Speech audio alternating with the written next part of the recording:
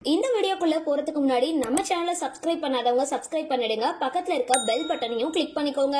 வாங்க வீடியோக்குள்ள போகலாம். பழம்பெரும் நடிகர் ராஜேஷோட மரணம் தமிழ் சினிமாவுக்கு பெரிய அதிர்ச்சியை ஏற்படுத்தி இருந்தது.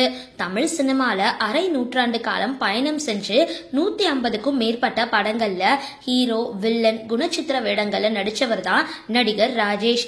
நேத்து உடல்நல குறைவால இவரு காலமாகி இருந்தாரு. திடீரென நெஞ்சுவலி ஏற்பட்ட நிலையில மருத்துவமனைக்கு கொண்டு செல்ற வழியிலேயே அவர் உயிர் பிரிந்ததா அறிவிக்கப்பட்டிருந்தது. இவருக்கு தற்பொழுது 75 வயசு ஆகுது.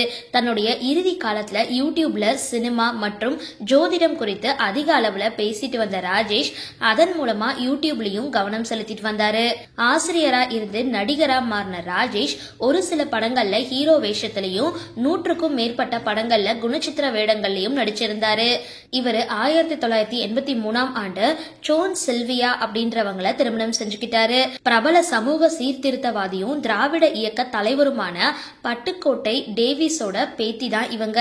தன்னுடைய 47வது வயசுல 2012ஆம் ஆண்டு ராஜேஷோட மனைவி சோன் சில்வியா மாரடைப்பால உயிரிழந்தாங்க.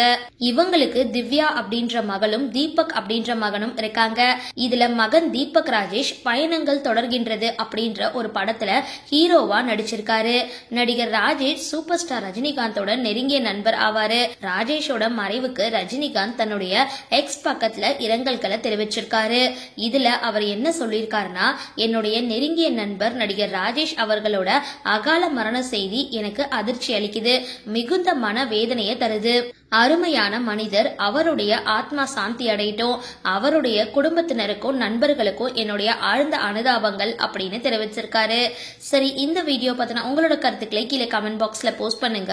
வீடியோ பிடிச்சிருந்தா லைக் பண்ணுங்க, ஷேர் பண்ணுங்க, மறக்காம டிபி காபி சேனலை சப்ஸ்கிரைப் பண்ணுங்க.